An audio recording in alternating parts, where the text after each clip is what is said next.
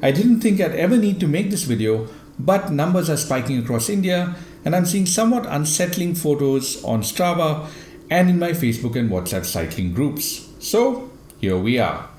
In these photos, groups of cyclists are standing less than a foot apart, sometimes even touching as they stand shoulder to shoulder. At this time, they're not using their masks. They're eating from the same plate, feeding each other cake, and I even saw a photo of a group of cyclists getting into a water tank together. If you think this is perfectly acceptable behavior, perhaps you should watch the rest of this video. We are in the middle of a global pandemic. At the time of this recording, India has more than 450,000 cases. But a large number of us are behaving as if everything's normal and nothing has changed. This meme perfectly depicts the condition in India right now. And I must admit, I kind of feel the same way too. COVID hasn't gone away, of course. In fact, it's probably now more dangerous than ever. For now, here are a few tips that should help us minimize risk to ourselves and our ride buddies as we cycle outdoors. First, mask use. The WHO recommends that you don't use a mask while exercising, as you could have difficulty breathing and you could feel lightheaded or dizzy. Here's Phil Guyman describing the perfect way of using a mask. I will focus here on common sense and common courtesy and tell you that I'm wearing a mask when I train. So when I start riding, it lives on my chin mostly, and then when I get up to some people, when I get to a crowd, I pull it up. And when I get to the canyons, when I get really out of where there's going to be anybody, I put it in my pocket. And it's just, I'm just going to say it's not a big deal. It's a little bit uncomfortable, but you know what else is uncomfortable? Pants. And I wear pants because you don't want to see my hairy ass, and I'll respect that. Let's wear the masks when we're around people, when we're in public. It makes people feel better. It's not that hard. It costs you nothing. Wear the mask. Be nice. That's all I got today. Peace. Carry a spare inner tube, puncture kit, pump, and a multi-tool so you can fix basic bike problems yourself. These days, you should definitely carry a sanitizer as well. There are varying levels of risk when you buy something at a shop or stop at a restaurant. Is it crowded? Are you sitting outdoors? Is this how you're being served? Personally, I would recommend carrying enough water and food so you can avoid restaurants entirely.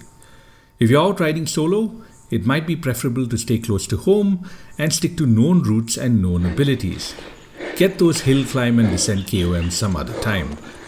It's normally difficult getting help if you have an accident, and now people won't even want to touch you due to the COVID stigma.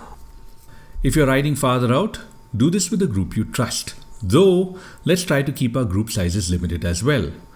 When riding with a group, if you feel the need to cough, sneeze, or blow your nose, drop off to the back of the group first. You also need to be on board with the locations at which the group decides to stop, eat, and of course, how they behave when they take photos.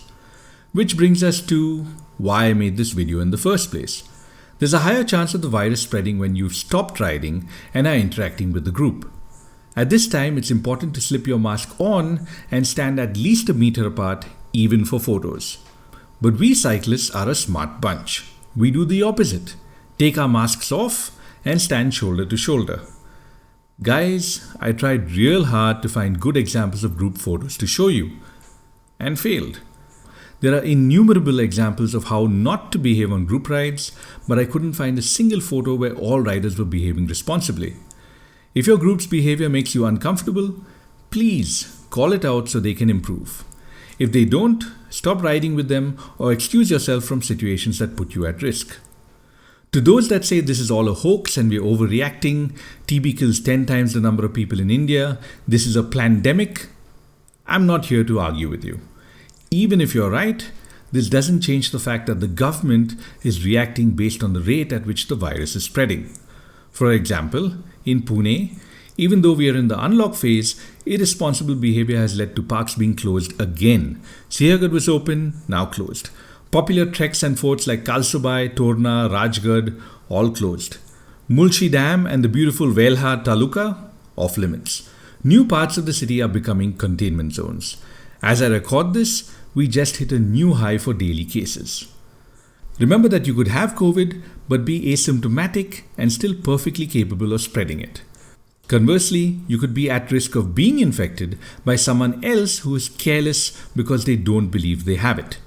Even if we don't think COVID is dangerous, I think we can all agree that it's highly infectious.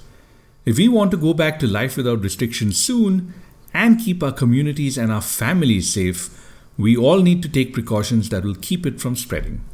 The sooner we do, the sooner they'll become unnecessary. Stay safe out there.